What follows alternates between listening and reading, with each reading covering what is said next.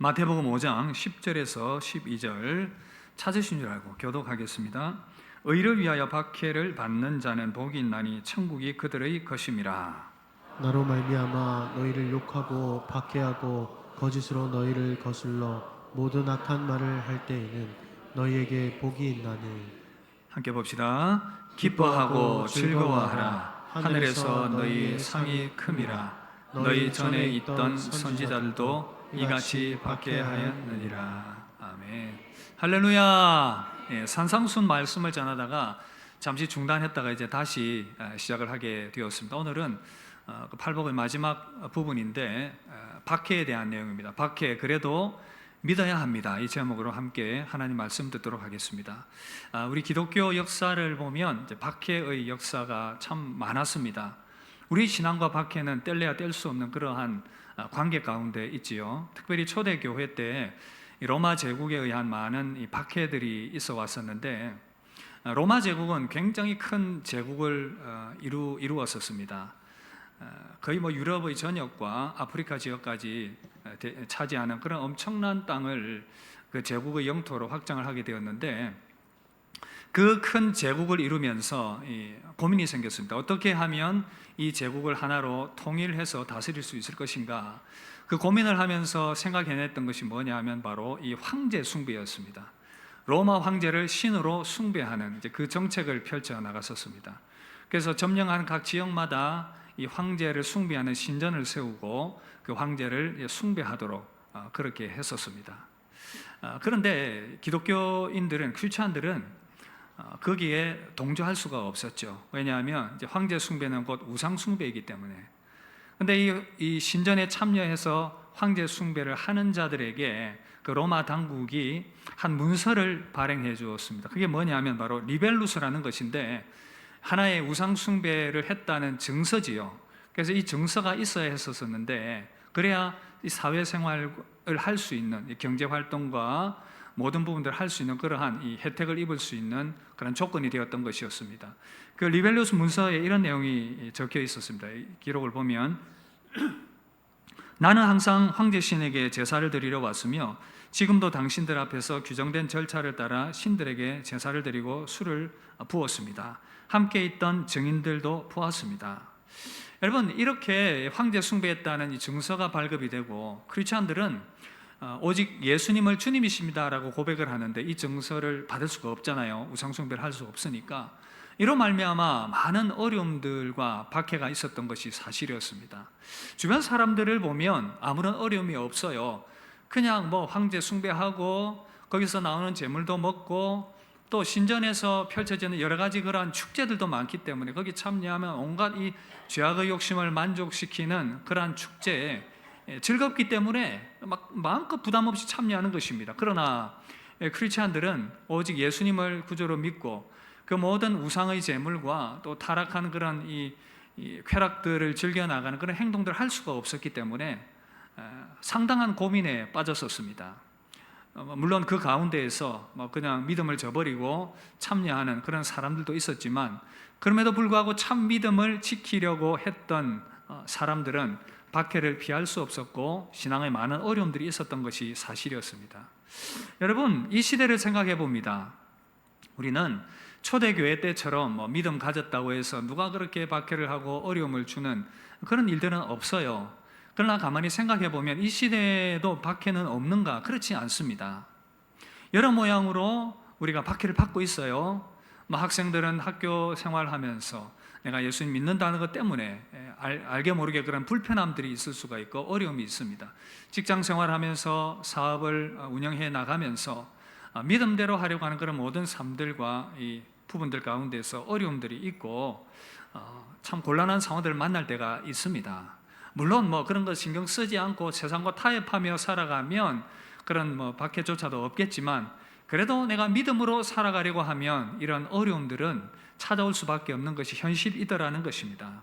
예수님께서 이 상황을 염두에 두고 지금 말씀하시는 거예요. 의를 위하여 박해를 받는 자는 복이 있다, 그렇게 말씀하고 계십니다. 그렇다면 우리가 이 왜 박해를 받을 수밖에 없는가, 이것을 조금 더 구체적으로 생각을 해보려고 하는데, 오늘 말씀 주님 말씀하셨죠. 의를 위하여 박해를 받는 자는 복이 있다. 제가 처음에 팔복을 시작하면서 의에 줄이고 목마른 자가 복이 있다라고 말씀을 설교를 하면서 거기에서 의란 무엇인가를 좀 정의를 했습니다. 혹 여러분 중에 기억이 나시는 분들이 있는지 모르겠는데, 의란 뭐냐라고 했을 때에 하나님과의 올바른 관계입니다. 하나님과의 바른 관계를 맺어가는 것, 하나님께서 옳다고 여기는 삶을 살아가는 것, 그것이 이제 의라는 것이죠. 자, 그러면 어렵지 않습니다. 우리가 이 땅을 살아가면서 하나님의 백성으로서 하나님과의 바른 관계를 가지고 하나님께서 옳다고 여기는 그 삶의 방식대로 살아가면 왠지 세상 사람들과는 그것이 맞지 않는 것입니다. 팔복에서 보아서도 알지만 심령이 가난한 자, 애통하는 자, 온유한 자, 의에 줄이고 목마른 자, 긍휼히 여기는 자, 마음이 청결한 자, 이런 자가 복이 있다라고 말했는데, 세상은 그러한 하나님 나라의 삶의 방식을 환영하지 않아요. 죄가 좋고요, 쾌락이 좋고요, 화평하는 것보다 싸우는 것이 좋고, 자기 사익을 추구하는 그런 모든 것들이 유리하고, 그렇게 추구하는 삶의 방식이 좋은데 하나님 나라의 삶의 방식은 그들과 맞지 않는 것입니다. 이들은 이제 교만하기를 좋아하고 완악하고 죄를 즐기기를 좋아하고, 또한 그래서 예수께서 진리가 되십니다라고 복음 메시지를 선포할 때에 그것이 불편한 거예요. 왜 예수만 유일한 구원의 길이 되는가? 이런 모든 것들이 부딪힘이 되는 것입니다. 그렇기 때문에 어쩌면 예수님을 따르는 우리에게, 그 하나님의 의를 따르고자 하는 자들에게 박해는 있을 수밖에 없는 상황이라는 것이죠. 여러분, 예수님께서 이 땅에 빛으로 오셨습니다. 빛이 와서 세상에 비쳤는데 요한복음 1장에는 뭐라고 얘기합니까? 사람들이 빛을 싫어하는 거예요. 왜냐하면 인간의 내면이 어둡기 때문에. 그래서 빛이신 예수님이 싫은 겁니다. 주님이 말씀하셨지요. 빛이신 나를 거부하면 너희도 당연히 거부할 것이다 라고요. 여러분, 우리는 이 땅에서 예수님을 따르는 자들입니다. 그렇기 때문에 어쩔 수 없이 예수님을 박해한 세상이라면 예수님을 따르는 저와 여러분들도 어쩔 수 없이 이 박해는 피할 수 없는 상황이라는 것입니다. 진리를 거부하기 때문에 일어날 수밖에 없는 것이 바로 이 박해다라는 것, 이것이 현실인 것입니다. 이처럼 믿음의 사람들에게는 이 박해가 일어날 수밖에 없는 현실이고 부정할 수 없습니다. 그런데 여러분, 생각해 보십시오. 우리가 이 땅을 살아가면서 사람들과 잘 지내기를 원하고, 사람들이 다 우리를 환영하기를 원하고, 우리를 좋아해 주면 좋겠습니다. 그런데 우리를 싫어하고 박해를 하는 그 상황들, 우리 다 불편해요. 그런데 하나님께서는 이 박해의 상황을 허용을 하시더라는 것입니다. 왜 이 박해의 상황을 하나님께서 허용하실까? 여러분들 이 부분에 대해서 좀 생각해 본 적이 있습니까? 깊이 생각해 보면 어렵진 않아요. 그 이유는 뭐냐? 먼저 이 박해는 참된 성도의 시금석 역할을 하기 때문입니다. 여러분, 박해는 참 성도인가 그렇지 않은가를 구별해내는 시금석 역할을 해요. 참된 믿음이냐 거짓 믿음이냐, 알곡이냐 가라지냐가 바로 이 박해의 상황을 통해서 구별되게 된다는 것입니다. 여러분, 이전에 제가 철로 역정의 한 이야기를 소개해 준 적이 있습니다. 제가 성경 다음으로 이 철로 역정을 자주 인용하는 것 같은데, 여러분 한번 꼭 읽어보시면 신앙에 큰 유익이 있을 것입니다. 이 내용을 서두에 보면 믿음의 순례자가 멸망의 도시를 빠져나와서 믿음의 길을 걸어갑니다. 그 믿음의 길을 걸어갈 때에 함께 가고자 했던 몇몇 사람들이 있었어요. 그 중에 한 사람이 누구냐 하면 유순한이라는 사람입니다. 유순한. 이름부터 뭔가 유순하다 그러니까 굉장히 착한 느낌, 그런 게 있지 않습니까? 그러나 조금 더 의미를 살펴보면 약간 변덕스럽다, 그런 의미가 있어요. 그래서 이 사람이 이 전도를 받고 복음 메시지를 들은 거예요. 이야, 천국이 있구나. 그 천국의 길, 너무 행복한 길. 순례자씨, 나도 그 길을 함께 걸어가겠습니다. 그렇게 즐겁게 그 길을 가기로 결심을 하고 동행을 하게 되었습니다. 길을 걸어가는데 그 길 옆에는 낙담의 늪이 있었습니다. 그러니까 늪을 따라서 이제 길을 쭉 걸어가게 되었습니다. 그런 길을 만나게 된 것이죠. 그런데 이 두 사람이 길을 가다가 그만 발이 미끄러져서 이 낙담의 늪으로 빠져버린 것이었습니다. 늪의 이름이 말 그대로 낙담입니다. 낙담의 늪에 빠진 거예요. 낙심이 가득한 거예요. 그 낙담의 늪에 빠져서 허우적거리는 거예요. 그러다가 겨우 허우적거리다가 늪이 얼마나 잘 빠져들어갑니까? 허우적거리다가 이제 밖으로 나왔어요. 나와가지고는 옥석을 툭툭 털면서 화가 나서 순례자에게 얘기를 합니다. 순례자씨, 나에게 행복의 길을 알려준다고 하지 않았습니까? 행복의 길이라고 좋은 길이라고 말해놓고 이 시작부터 이렇게 이 수렁에 빠져서 이렇게 허우적거리게 되다니, 이 길이 그렇게 좋으면 당신이나 혼자 그 길 가십시오. 나는 왔던 길 돌아가겠습니다. 그러면서 다시 왔던 길을 돌아가 버립니다. 다시 이 사람은 유순하는 이 멸망의 도시로 다시금 돌아가 버린 것이었습니다. 음악이 아주 유쾌하군요. 멸망의 도시로 이제 다시 돌아가는데 유쾌한 음악이 나오면 안 되는데, 여러분, 믿음의 여정을 걸어갈 때에 이렇게 어려움과 박해와 환란이 있습니다. 그런데 이 어려움을 만나자 돌아가 버리는 거예요. 그런가 하면 또 씨 뿌리는 비유에서 예수님께서 하신 말씀이 있는데, 예수님께서 한 비유의 얘기를 하시죠. 농부가 씨를 뿌렸습니다. 길가에 떨어졌습니다. 어떤 씨앗은 돌밭에, 어떤 씨앗은 가시떨기에, 어떤 씨앗은 좋은 땅에 떨어졌습니다. 그런데 그 중에 돌밭에 떨어진 이 씨앗에 대해서 좀 집중하려고 하는데, 이 돌밭에 떨어진 씨는 어떤 씨앗이냐? 이 씨는 하나님의 말씀입니다. 이 농부는 말씀을 뿌리는 자인데 이렇게 말씀을 뿌리는 거예요. 근데 이 뿌린 씨가 여러 곳으로 떨어졌는데, 특별히 돌밭에 떨어진 씨는 이 흙이 얇습니다. 돌밭이니까. 그래서 이제 뿌리가 조금 내리다가 햇빛이 쫙 내리쬐니까 이 뿌리가 말라버리는 거예요. 금방 죽어버립니다. 주님이 말씀하셨습니다. 이 사람은 말씀을 기쁨으로 받은 자이다. 그런데 말씀이 마음에 이 뿌리가 말씀이 내리지 않아서 어떻게 해요? 박해와 어려움이 찾아오는 거예요. 믿음의 어려움이 찾아오니까, 박해가 찾아오니까 어떻게 해요? 그 믿음의 자리에서 떠나버리는, 돌밭에 씨앗이 떨어진 것과 같은 그 마음밭이라는 것입니다. 여러분, 이렇게 박해는 참 믿음인지 거짓 믿음인지를 증명해내는 하나의 시금석 역할을 한다는 것입니다. 믿음은 박해를 통해서 검증됩니다. 금을 얻어내기 위해서는 재련의 과정을 거칩니다. 약 1000도 이상의 강한 불로 이렇게 재련 과정을 지나가게 되는데, 황철과 은과 구리 이런 것들은 이제 가볍기 때문에 물로 그 위로 떠오르게 됩니다. 그러나 순금은 무겁기 때문에 밑으로 가라앉게 됩니다. 여러분, 진짜 믿음은요, 이렇게 강한 이 박해의 과정들을 통해서 증명되어지는 것입니다. 베드로전서 1장 6절 7절, 베드로는 그래서 이렇게 말합니다. 이 말씀 함께 읽어볼까요? 그러므로 너희가 이제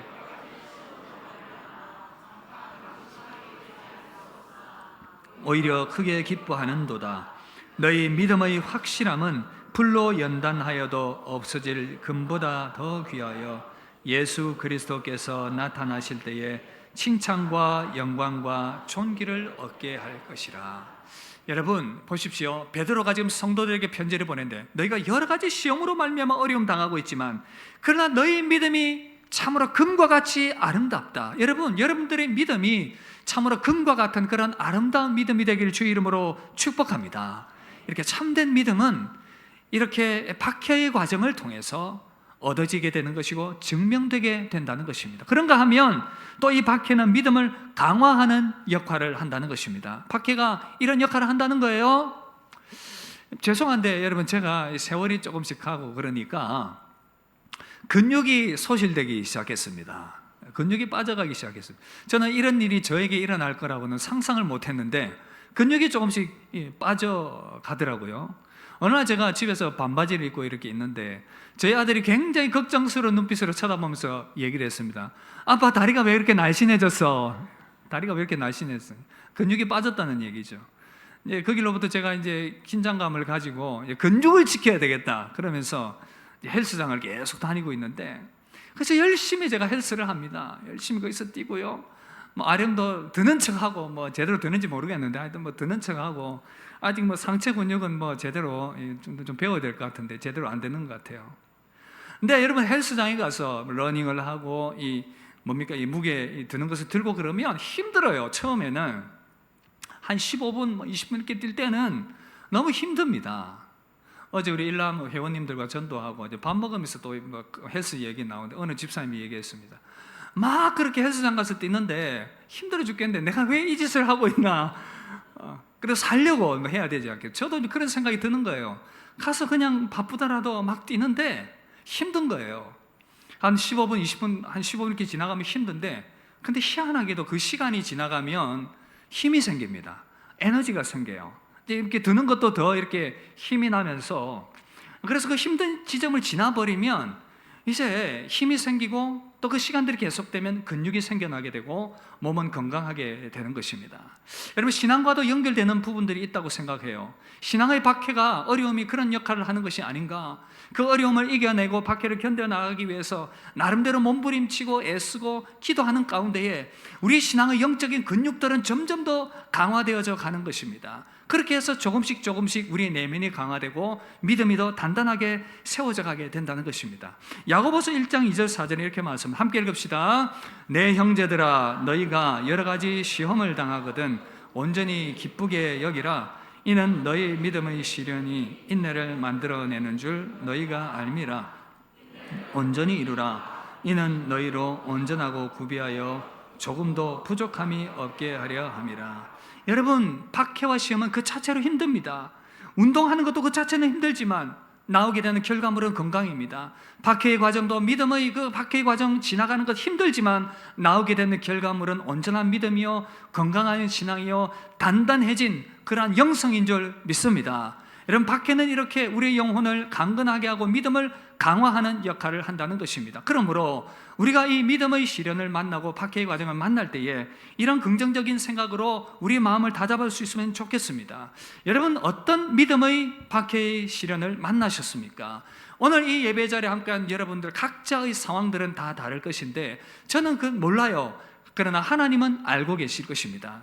어떠한 믿음의 시련 가운데 있는지 처음 믿음 시작하시는 분은 그 나름대로, 또 믿음 생활 좀 하신 분들은 또 그 나름대로, 또 믿음의 성숙함 가운데 있는 분들은 그 나름대로 각각 믿음의 박해와 시련과 어려움의 과정을 지나가고 있다는 것입니다. 그래서 그 누구도 너의 시험이, 너의 박해와 어려움이 가볍다라고 말할 수 없어요. 각자의 수준에는 다 어려운 과정입니다. 그러나 사랑하는 성도 여러분, 그 과정을 잘 지나가게 될 때에 여러분들은 더 단단한 믿음 가운데 세워지게 될 것입니다. 그 과정을 지나면서 여러분들의 믿음이 더욱더 참인 것을 증명하게 될 것입니다. 박해 가운데서 더욱더 단단한 믿음으로 세워지게 되는 저와 여러분들 되시기를 주의 이름으로 축복합니다. 그런가 하면 우리가 이 박해를 피할 수 없다고 했는데, 그러면 이 박해를 만나게 될 때에 우리는 어떻게 대처해야 할 것인가? 이 부분들을 좀 생각해 봐야 되지 않겠습니까? 내가 정말 참된 믿음의 사람이고 하나님께서 이 과정을 내 믿음 가운데, 이 인생 가운데 허용하신다면 나는 이 박해의 상황 가운데서 어떻게 대처해 나가야 할 것인가? 오늘 말씀을 통해서 세 가지로 말씀드리려고 하는데 5장 11절 11절 우리 함께 한번 읽도록 하겠습니다. 시작. 나로 말미암아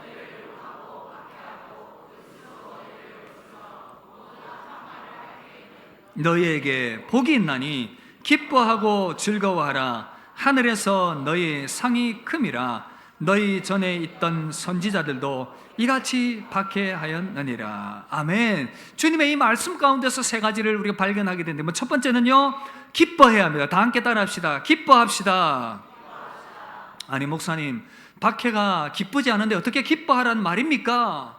반복해서 말씀드리면 여러분 그 이유가, 기뻐해야 될 이유가 있어요. 먼저는 내가 참된 그리스도인이라는 증표이기 때문에 그렇습니다. 내가 박해받는다는 것은 내가 참된 믿음의 길을 가려고 결단했기 때문에 이런 상황이 일어나는 것이다. 처음 믿음을 시작하는 사람들은 이제 내가 한번 제대로 예수 믿어보겠다, 교회 한번 나가보겠다, 그런 가운데에서 뭐 가족이 반대를 하고 상황이 여러 가지 어려움 가운데 있고, 그럼에도 불구하고 내가 한번 믿음 생활 해보겠다라고 하는 것은 믿음의 선한 결단이요, 그 가운데서 어려움이 있다고 하는 것은 나의 이 믿음이 시작 단계에 있지만 그 믿음이 진짜라는 것을 증명하는 것이 되는 것입니다. 그런가 하면 이제 내가 좀 성숙한 믿음 가운데 있다, 내가 진짜 찐백이 그리스도인이다, 그러면 내가 그래도 말씀 가운데 살아가려고 하고 내가 주님의 제자답게 살아가려고 하기 때문에 이런 박해와 어려움의 과정이 있다는 것입니다. 그러므로 나에게 박해가 있다는 것은 곧 내가 참 믿음의 사람이라는 것이 증명되기 때문에 나는 그래서 하나님 안에 기뻐할 수 있다는 것입니다. 나의 믿음이 진짜라면 하나님의 모든 약속이 우리 것이 되기 때문에 우리는 감사할 수 있다는 것입니다. 사랑하는 성도 여러분, 참된 믿음의 증표, 바로 박해를 통해서 확인된다는 것입니다. 그러므로 우리는 기뻐할 수 있다는 것. 그런가 하면 또 하나는, 우리는 왜 기뻐할 수 있는가? 이 박해와 어려움의 시간들 지나는 동안에 하나님께서 우리와 함께하고 계심을 깊이 경험할 수 있기 때문에, 그 하나님의 임재를 박해 과정 가운데서 깊이 경험할 수 있기 때문에 우리는 기뻐할 수 있다는 것입니다. 여러분, 욥을 한번 보실까요? 욥은 정말 많은 이유를 알 수 없는 고난의 과정들을 지나가게 되었습니다. 신앙의 그런 박해지요, 어떻게 보면 어려움이지요.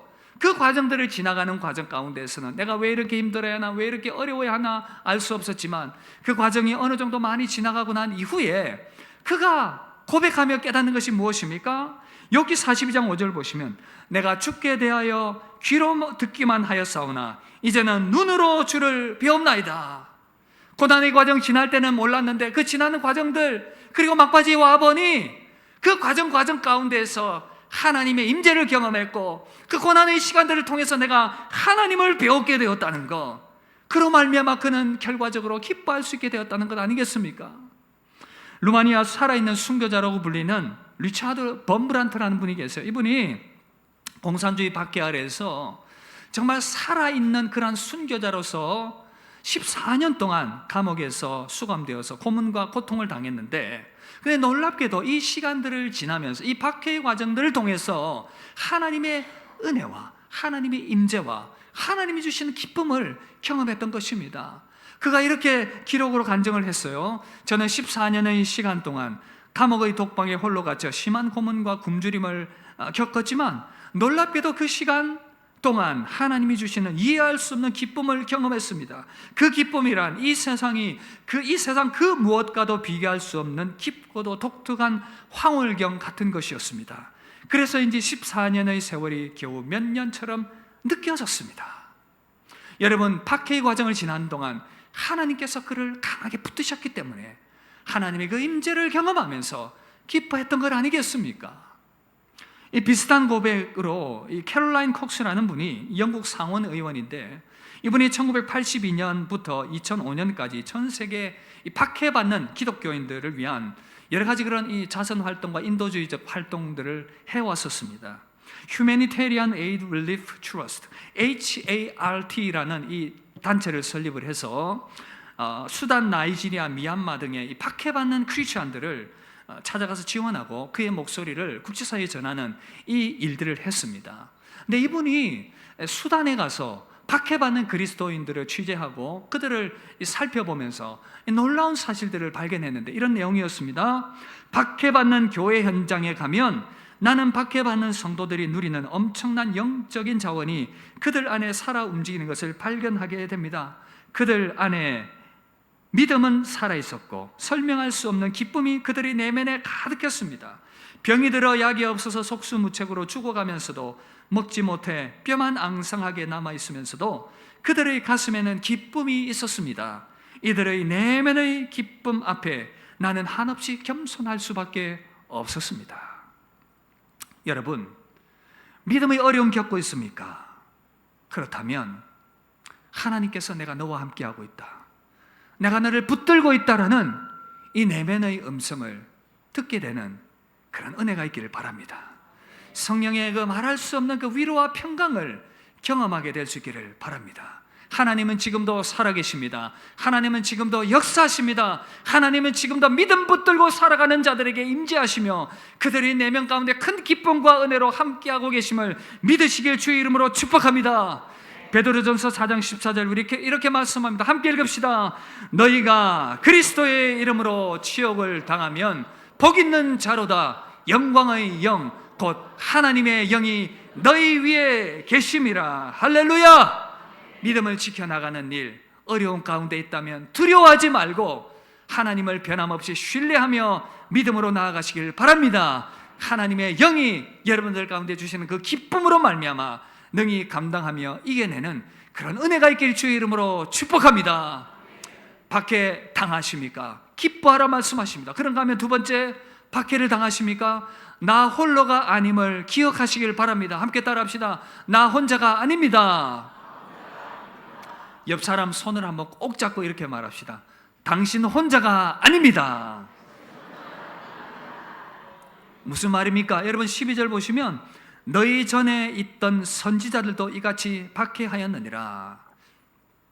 박해와 믿음의 어려움 만나면 혼자 그렇게 고민합니다. 예수 믿는 게 왜 이렇게 힘드노? 나만 이렇게 고민하고 있나? 나만 이렇게 갈등하고 있나? 나 혼자 모든 어려움을 다 당하는 것 같은 그런 생각이 드는 거예요. 여러분 안타깝게도 이것이 우리의 연약함이고 우리의 현실입니다.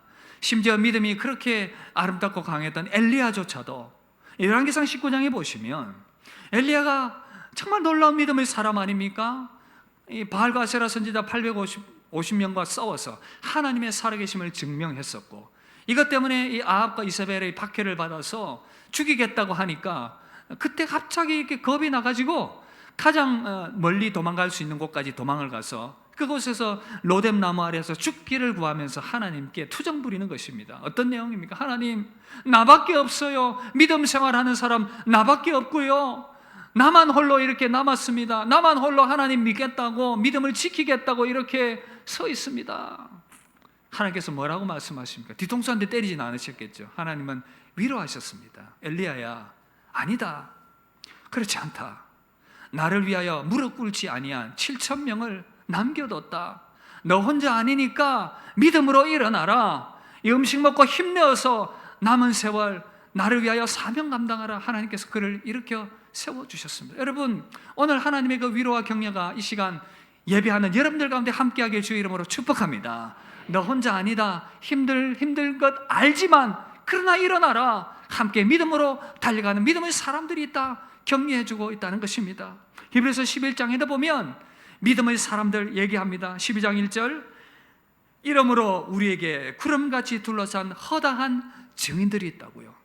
허다한 증인들이 우리 믿음의 경주를 지켜보고 있다는 사실입니다. 앞서갔던 믿음의 선진들과 선배들과 함께 믿음 생활하고 있는, 지금도 현재 믿음 생활하고 있는 많은 믿음의 사람들이 이 길 걸어가고 있다는 것을 생각하시고 진리 가운데 변함없이 믿음의 길을 걸어가게 되는 저와 여러분들 되시길 주의 이름으로 축복합니다. 박해 가운데 있습니까? 그렇다면 세 번째 기억해야 될 것이 있습니다. 천국을 바라봅시다. 함께 따라합시다. 천국을 바라봅시다. 하나님의 나라인 천국과 하나님의 상급이 있다는 것을 기억하면서 우리는 이 박해의 과정을, 믿음의 시험의 과정을 이겨나가야 하겠습니다. 주님 말씀하셨습니다. 의를 위하여 박해받는 자는 복이 있나니 천국이 저들의 것이다. 5장 12절에서는 하늘에서 너희 상이 크다. 박해받는 자들이 기뻐하고 즐거워야 될 가장 큰 이유가 무엇인가? 하나님의 나라인 천국이 예비되어 있기 때문이라는 것입니다. 하늘의 상급이 예비되어 있다는 것입니다. 믿음의 사람들, 히브리서 11장 16절에도 보면 그들이 기다렸던, 그들이 사모했던 가장 큰 상급은 바로 하나님의 나라였던 천국이었습니다. 그들이 이제는 더 나은 본향을 사모하니 곧 하늘에 있는 것이라. 할렐루야. 사도행전 7장에 보면 스데반이 순교의 피를 흘리면서 돌에 맞아 죽어가면서 그 생명이 끊어지면서 하나님께서 큰 위로를 하십니다. 하늘이 열렸습니다. 천국이 보였습니다. 주님이 하나님의 보좌 우편에 앉으셔서 두 팔을 벌려서 스데반의 영혼을 환영하는 모습이 보입니다. 그가 외칩니다. 보라, 하늘이 열리고 인자가 하나님 우편에 서신 것을 보노라. 순교의 현장 가운데 여러분, 천국 문이 열리고 주님이 보이는 이 위로보다 더 큰 위로가 어디 있겠습니까? 어느 책에 나오는 한 이야기입니다. 이야기. 아주 포악한 왕이 성도들을 잡아서 죽이기 위해서 큰 가마솥을 걸고 그 위에 물을 붓고는 물을 팔팔 끓입니다. 그리고는 이 배교로 이 성도들을 이끌어갑니다. 그리고 성도들을 겁박합니다. 이렇게 말합니다. 만약 예수를 믿지 않겠다고 하면 살려주겠다. 그러나 예수 그래도 믿겠다고 하면 너희들은 이 끓는 물에 들어가게 될 것이다.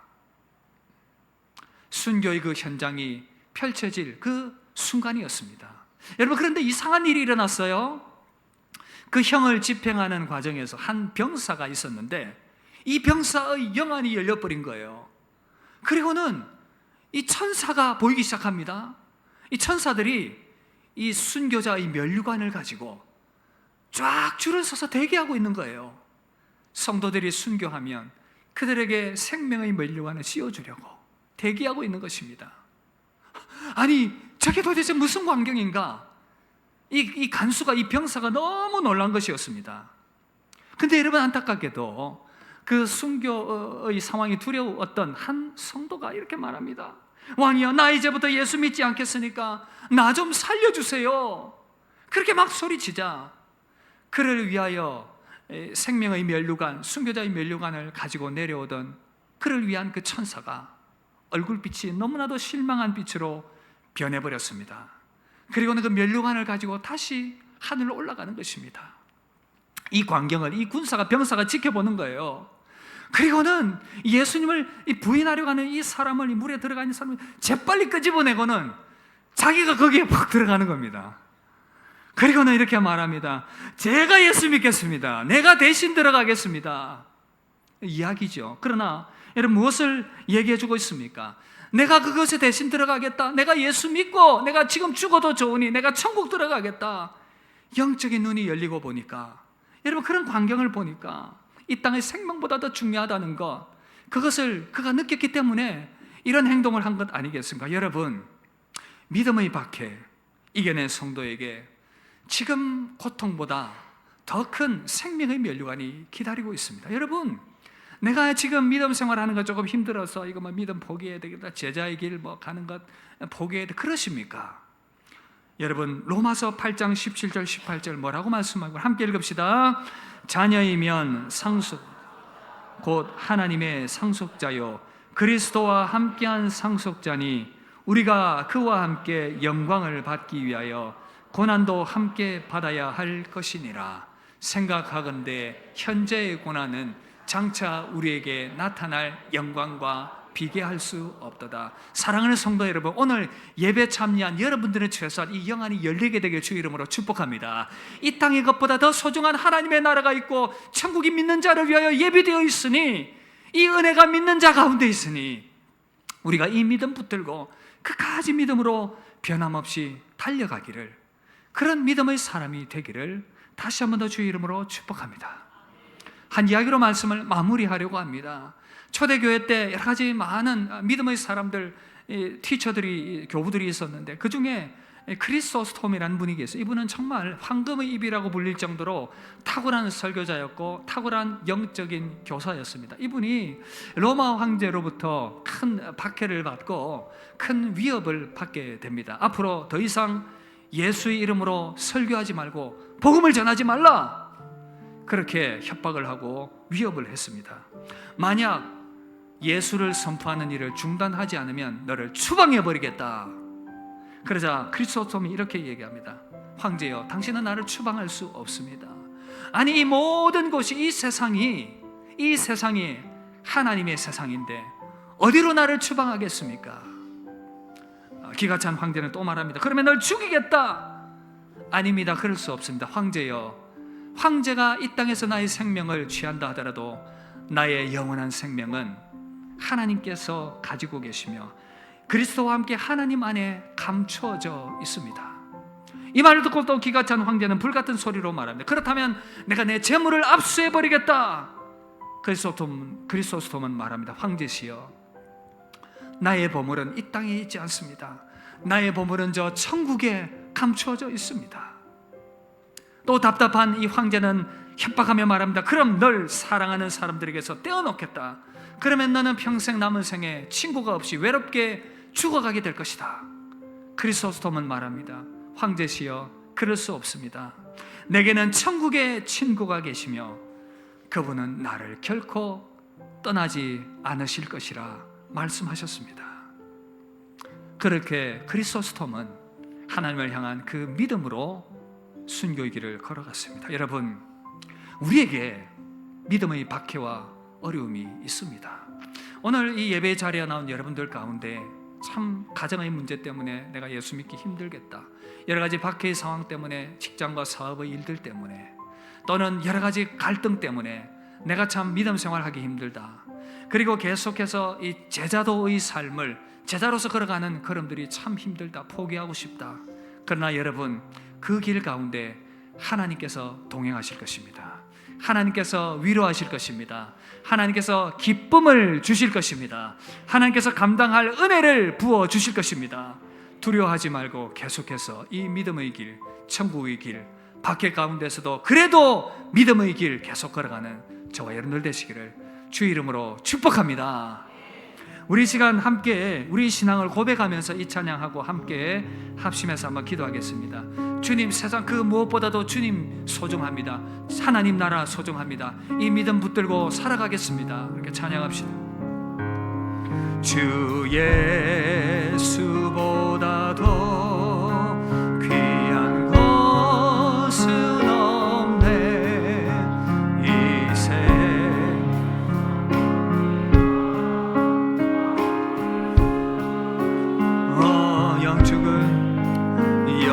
영축은 내 대신 돌아가신 그 놀라운 사랑 잊지 못해. 세상 즐거움 다 버리고 세상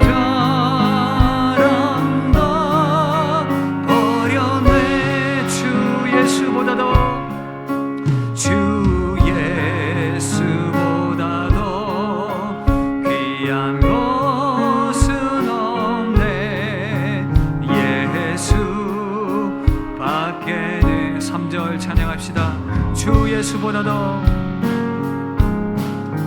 주 예수보다도 귀한 것은 없네. 이 세상 행복과 바꿀 수 없네. 유혹과 핍박이 그래도 주님 믿길 원합니다. 박해 가운데서 주님 섬기기 원합니다. 내 맘 변치 않아. 세상 즐거움 다 버리고 세상 자랑 다 버려내. 주 예수보다도, 주 예수보다도 귀한 것은 없네. 예수밖에는 없네. 우리 시간에 합심해서 한번 기도할 때에 이 시간 하나님의 영이 각 사람에게 은혜와 감동과 새로운 믿음의 결단을 주기를 바라고 소망합니다. 여러분, 믿음의 길 가는데 어려움이 있습니까? 여러 가지 복잡한 생각들이 있습니까? 그러나 여러분, 죽지 않습니다. 하나님은 살아계시고요, 하나님을 붙드는 자들에게 하나님은 반드시 은혜 베푸시고 하나님은 반드시 승리케 하실 것입니다. 우리 가운데 주신 금보다도 더 귀한 이 믿음, 이 믿음의 길 가는데 박해와 어려움들 두려워하지 마시길 바랍니다. 기도합시다. 하나님, 이 어려움과 어려운 상황과 박해의 과정들 믿음으로 승리케 하여 주옵소서. 변함없이 주님 사랑하며 주님 붙들고 이 믿음의 길 걸어가게 하여 주옵소서. 이 길 갈 동안에 주님 나에게 힘 주시고 위로함 주시고 기쁨 주시옵소서. 변함없이 끝까지 천국의 이 길을 걸어가게 하여 주시옵소서. 우리 합심하여 한번 기도하며 결단하며 나아가겠습니다. 기도하겠습니다.